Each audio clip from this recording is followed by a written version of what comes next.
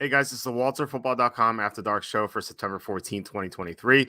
Gonna do week two NFL picks, Thursday thoughts that I usually post on the site, and I thought I'd make a video out of it. The plan was to do this last week as well, but it was kind of crazy getting ready for the opener. And I also wanted to do Saturday notes as well last week, but we had some issues with the newborn. Not nothing bad or anything. It's just like she wouldn't sleep or and whatnot. So I couldn't like record. So I'd like to go live almost every weeknight here and also Saturday, but sometimes it's not possible. But I thought I'd get into this. It's not going to be a long video, but if you guys have any questions, I don't know who's listening now at 12:20 a.m. on the East Coast, but if you have any questions, it doesn't have to be about the picks. Just send them my way. I'll get to them.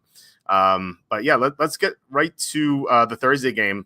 So we have the Vikings at Eagles. This line is down to 6.5. I actually saw some sixes out there as well. Looks like sharp money is coming in on Minnesota, and I wanted to look at the injury report to see maybe why. So for the Vikings, we have Garrett Bradbury's out their center. It's a big deal. And then Christian Darrisaw is limited. He's questionable. So the fact that he didn't miss any practices means that he's probably going to play, although you never know. If he's out, I have no interest in betting Minnesota missing two offensive linemen against the Eagles pass rush. But look at the Eagles' injuries. They have some concerns. They put Nakobe Dean on IR. Reed Blankenship, their top safety, is out. James Bradbury, one of the top cornerbacks, is out. Fletcher Cox was DNP limited. And then Kenny Gainwell's out. Kenny Gainwell being out is not a huge deal. They have DeAndre Swift and Rashad Penny. So still, though, the Eagles have some injuries. And given their new coaches, like they have two new coordinators having to get ready for a Thursday night game, it's kind of rough. So that's why I like Minnesota. But again, if the Vikings are missing two offensive linemen, I have no interest in betting the game. So I'm going to have final thoughts in this game, probably around 7:30, 7:45, half hour, at least a half hour before the game.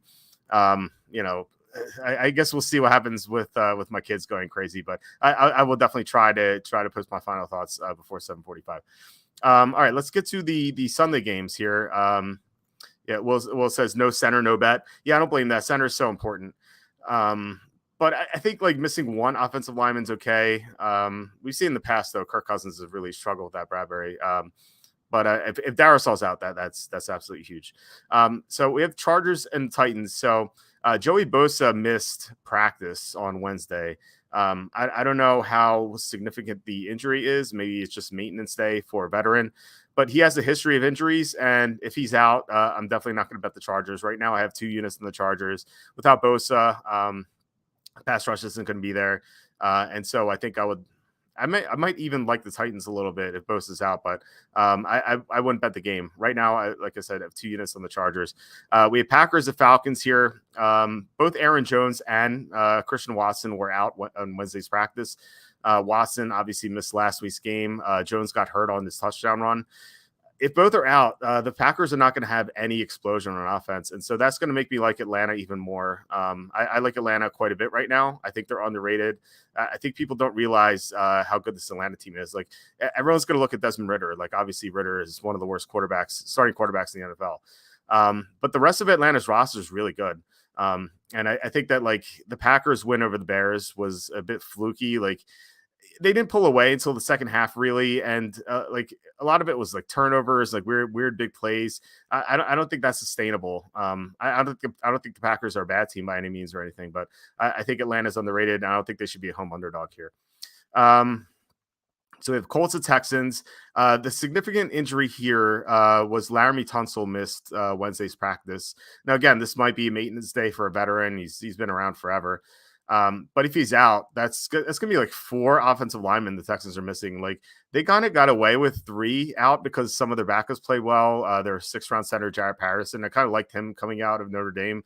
He had an okay first game. Their backup right tackle played well.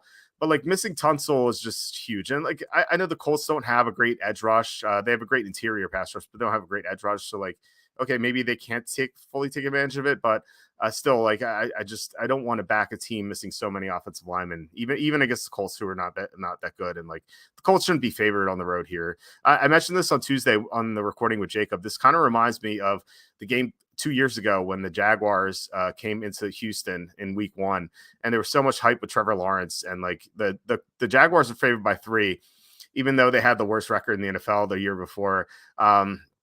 and like everyone is betting the Jaguars, and the Texans absolutely destroyed them because they had the better defense, and that's the case here. Like Houston's defense is legit. Like they gave Lamar Jackson so many issues. I think they're going to give Anthony Richardson a lot of problems too. But like I said, if they have so many offensive line injuries, just don't have much interest. Seahawks at Lions. So Seattle might be without their top two tackles. They already put their right tackle on IR. Their left tackle might be out. And that's going to be a problem against Aiden Hutchinson. Also, Seattle had the worst pass rush in the NFL last week. They got no pressure on Matthew Stafford, like zero pressures. And now, like that was against the Rams offensive line that was like pretty mediocre at best. And like Detroit's offensive line is elite. So like that's a huge matchup edge here. Also, like I thought this is funny. I don't know what show this was. I was listening to like random shows on YouTube. That's what I do like during the day when I'm like driving around or like just like waiting for things. And like I heard a guy, I was like it was like a handicapping show, and like one guy was like, I don't know who it was, but he's like, yeah, I'm gonna take the Seahawks because the public is gonna be on the lines this week. And like I was like, that doesn't sound like you're just doing that because of that one thing. And he wasn't even right. Like the public's on Seattle. So I wonder if he's gonna back the Lions because the public's on Seattle. It's kind of silly thinking, in my opinion. Stanley's saying, hey, Walter, I think you and Jacob are making a big mistake betting on the Cardinals because Arizona has no offense and their defense is not elite. So I think the Giants are going to beat them. Well, the Giants could beat them, but they may not cover. I think that, you know, okay, you can make the case Arizona has no offense, but the Giants have no defense. And like Josh Dobbs wasn't terrible last week, and he played against a Redskin defense that's pretty good. Like this is a much easier matchup for him. And the Cardinal pass rush was better than I thought. Like Gardak played well. I can't remember who the other guy was for Arizona. But they got some pressure from a couple of guys I wasn't expecting. It's like Dennis Gardeck and it was like a third round pick recently. I can't remember his name off the top of my head. But like they were better than I expected. And like part of the reason why I thought Arizona was going to be absolutely terrible this year, I mean, there's a couple of reasons, but like one of them was the fact that they had no pass rush. Like I didn't recognize any of the names, but like if those guys play well, and like the Giants' offensive line stinks, I think that they could pull the upset. And like the Giants are not like a great team by any means. Like like it'd be one thing if the Giants are a really good team, but they just lost 40-0, and like I don't know. I feel like the spirits might have been broken. All right, let's move on. So we have Bears Buccaneers, and I consider the Bears as my pick of the month earlier, and not anymore because this line has dropped to 2.5. The sharps are all over the Bears. Not a surprise, and it kind of sucks that that the line went down that quickly. Like I was really considering the Bears as a pick of the month at +3. I need 4 key numbers. I can't bet at 2.5 because if you're wondering, the odds of a game landing on 3 when the line is 2.5 is 15.56%. That's so high.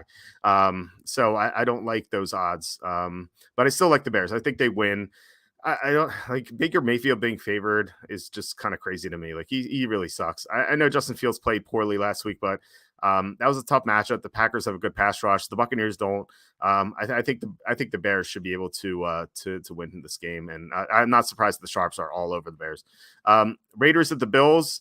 The sharps like the Bills. Not a surprise. It might be because Devontae Adams and Jacoby Myers mispracticed Wednesday, and it sounds like Myers is definitely going to be out. I don't know about Adams, but like if they're both out, I'm definitely going to increase my bet on the Bills. Chiefs at the Jaguars. This is another game where the sharps on the favorite. The sharps drove this line through 3. Like it went to 2.5 to 3 and then 3.5. Sharps love the Chiefs. I guess it's like one reason might be because Travis Kelce was back in practice. He was limited, so it sounds like he's going to play. Chris Jones is back. Different Chiefs team when they have those 2 guys on the field. So yeah, I'm still on the Jaguars for no units, but I'm not going to bet this game. I'm nowhere near betting this game. And the final game in the early slate, Ravens at the Bengals. This is another game where the sharps are on the favorite pretty heavily. The Ravens have a ton of injuries. Let's look at it real quick. So Marlon Humphrey, Tyler Linderbaum, Ronnie Stanley, and Marcus Williams all missed practice Wednesday. Obviously Wednesday is not that meaningful, but like if these guys are all out, like that's pretty devastating. And Joe Burrow was full in practice on Wednesday. It's a good sign. That may not mean all that much. Like, it could, like you can't really trust these practice reports, but still, it's better than him being limited. So, um, yeah, I said on Tuesday I wasn't going to bet this game. I'm considering it. If all those guys are out for the Ravens, I'm definitely going to consider it. All right, so late games. So we have Giants and Cardinals. Talked about this briefly with the commenter here, Stanley. So, yeah, I'd like the Cardinals. I can't like back the Giants at -5.5. Like I don't understand how you pull the trigger on that. Like the Giants are not good by any means. You can't surrender four key numbers with a bad team like this. Especially one that's a team that's going to be playing on Thursday night against the 49ers. Like I feel like the Giants are going to be distracted. Darren Waller missed practice. Andrew Thomas missed practice Wednesday. Like it's a big deal if those guys are out. Like especially Thomas, but like Waller, like I'm not huge on tight ends or anything. Obviously, the elite ones matter, like Travis Kelsey. But Darren Waller against that Arizona defense has struggled to stop tight ends forever. Like if he's not there, like suddenly the Giants offense, which is like not very potent, is going to be even worse. So, yeah, like I said, like Arizona was better than I thought in week one. I don't know if it was a mirage, it could be, but their pass rush, like I said, looked better. Dobbs didn't look too inept. He has experience in that system. So, yeah, I think Arizona's live for an upset here. Um, 49ers, Rams. I have no interest in this game. There's so many conflicting things. I talked about it Tuesday with Jacob. Um, like the 49ers play on Thursday. They're coming off a big win on the East Coast. They could be distracted. Whereas like, we lost all line value. Like the Rams are, they were +5 on the advanced spread. Now they're +8. But the 49ers, they have such a big mismatch edge in the trenches here. Like they could destroy the Rams. I feel if they're 100% focused, I think they could destroy the Rams. The question is, will they be 100% focused, especially after sweeping the Rams last year? I don't know. Jets and Cowboys. The Sharps are on the Cowboys. It's unusual to see the Sharps backing a huge favorite like this, but we have it twice this week with the Bills and the Cowboys.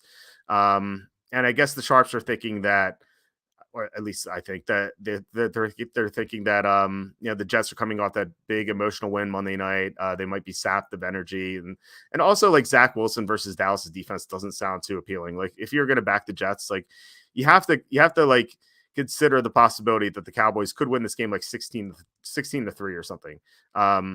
It's just a really rough spot for the Jets. If they had a whole week, maybe I'd consider like backing the Jets. But still, like winning the way they did is just like I don't know how they're going to get up for this game. If they do, like give all the credits to the coaches. Like that's going to be pretty impressive. The question here, hey Walt, teaser Falcons with Texans +7.5 and -2. That's actually that's the teaser I gave out on Tuesday. So I'm a big fan. I definitely endorse that one. 49ers -2 seems like an easy leg. It's all about finding the other one. And I think that as long as Laramie Tunsil was playing, I think I like the Texans +7.5 with that. I think that's the best leg you could do. Matthiasen asking, well, do you ever do player props, over unders, anytime touchdowns, etc.? We actually did those last week. I posted those on Saturday. We went 2-1 with them. We had I had Derek Carr over 31.5 passing attempts. He had 33. I had Michael Thomas over 3 receptions or 3.5 receptions. He ended up with 5. The one I lost was like such a heartbreaker. I had Austin Hooper under 17.5 receiving yards. He had 1 catch and he had 20 receiving yards on the catch. It's like, come on, man. Like, it sucks. So we almost swept that. I will post, when I post them, I'll post it on Twitter.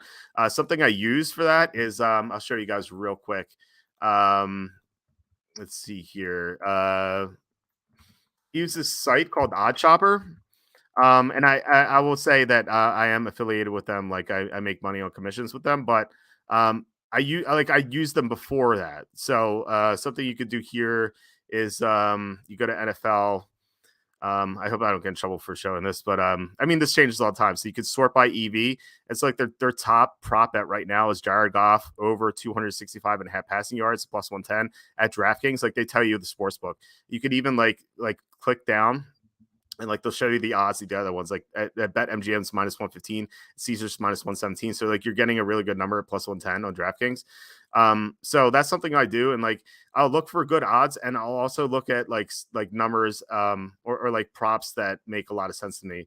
Like I bet Derek Carr because I thought the Saints were going to be behind, and I thought they throw a lot. Michael Thomas also, and then Austin Hooper sucks, so I just bet the under on that one.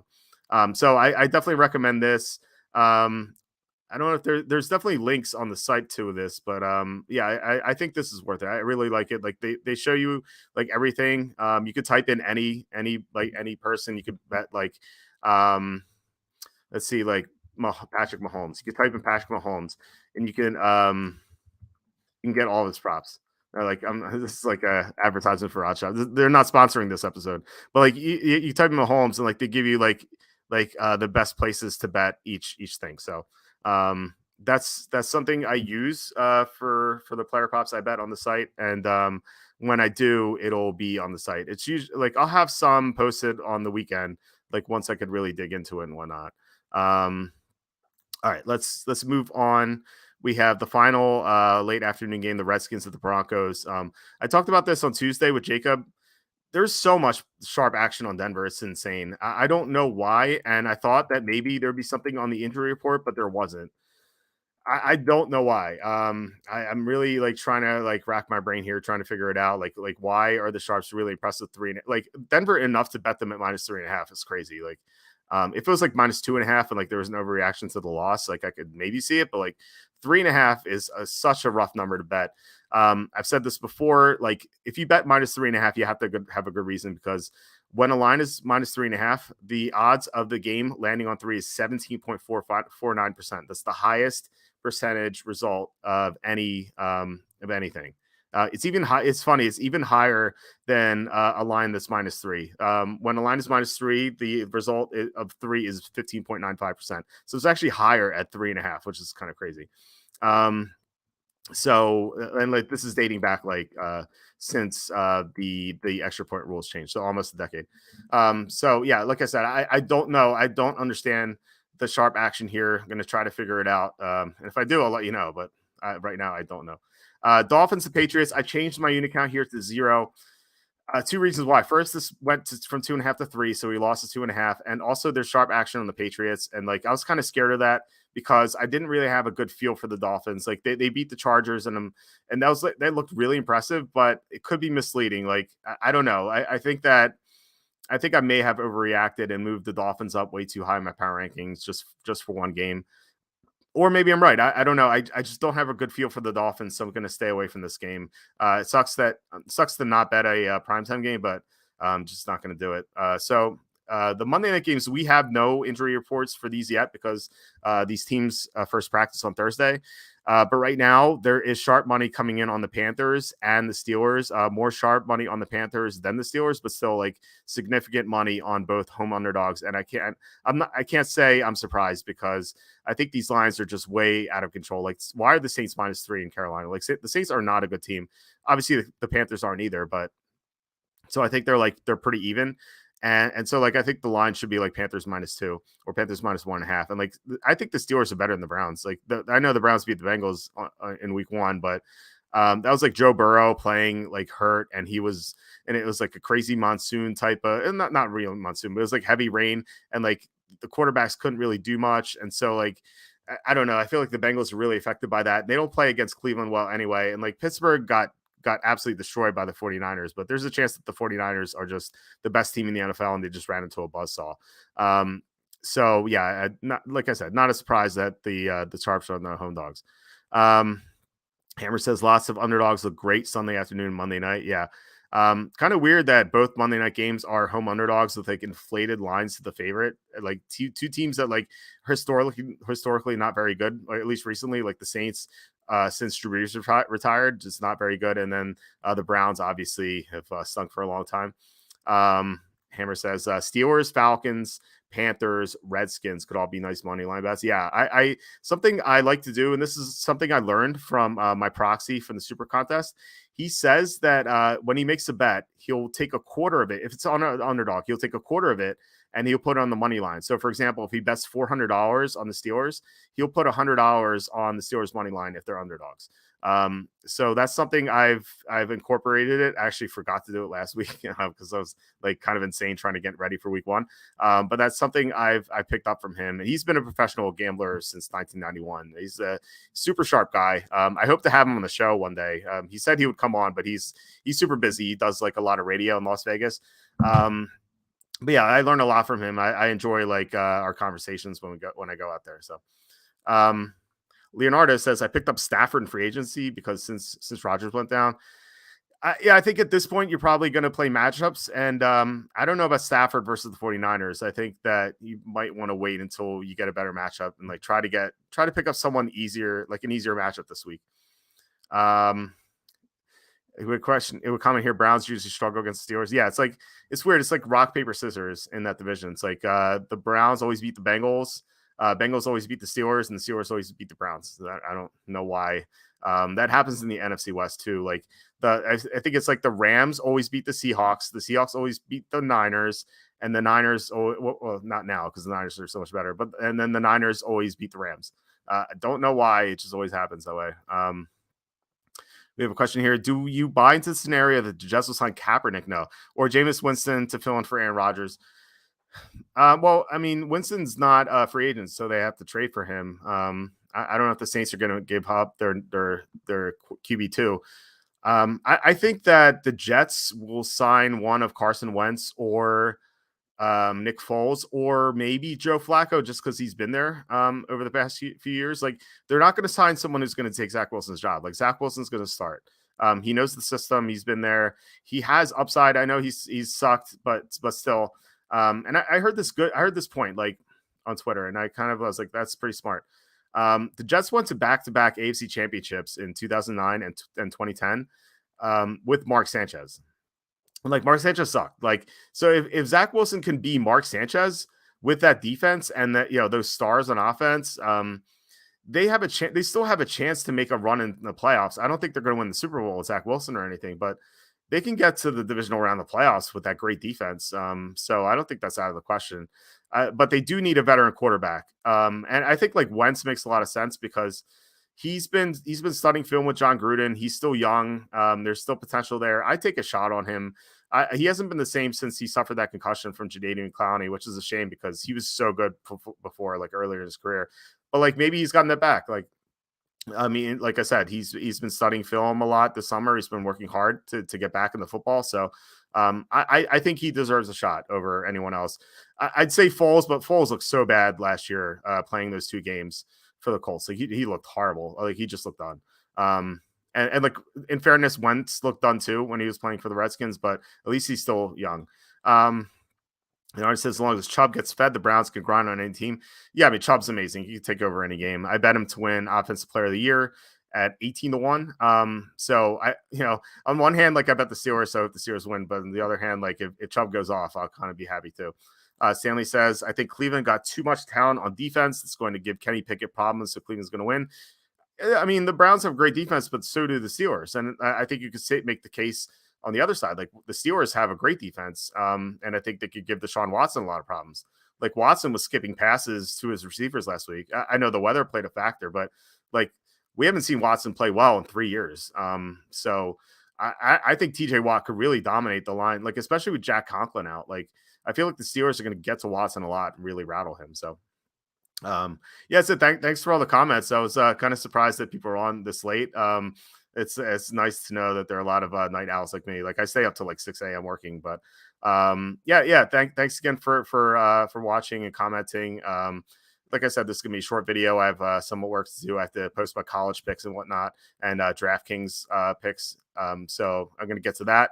But I'll be back on Thursday. Oh no, either probably Saturday to do Saturday notes for these picks. So we'll have the final injury reports then, so a lot could change. So I'll probably have like my final unit counts for a lot of those games then. So yeah, please like, subscribe, comment below, share this video, visit the link in the description for the merch store. Well, that mean a lot. A couple of other questions here. Do you have any predictions for Dion in Colorado? I kind of like jokingly said they would go 18-0 on Twitter. I think they're really good. Shedeur Sanders is really good. He's super talented. I don't know where I'm going to put him in my mock drafts and whatnot, but yeah, I think that Colorado is a really good team, and I wouldn't want to go against them. I know it's funny because like the Sharps are on Nebraska last week, and sometimes the Sharps are wrong. Like I don't know what they were thinking there. Like I thought Colorado was just better. So Yeah, something like 10-2, 8-4. It makes sense to me. Hammer says you great content. I have plenty of my friends on your site. Well, I really appreciate that. Like word of mouth is definitely the best way to spread it. So yeah, really appreciate that. So yeah, I'm gonna sign off and get to work. Good luck with any picks you guys make going forward, and I'll definitely be on Saturday at some point. So I'll talk to you then.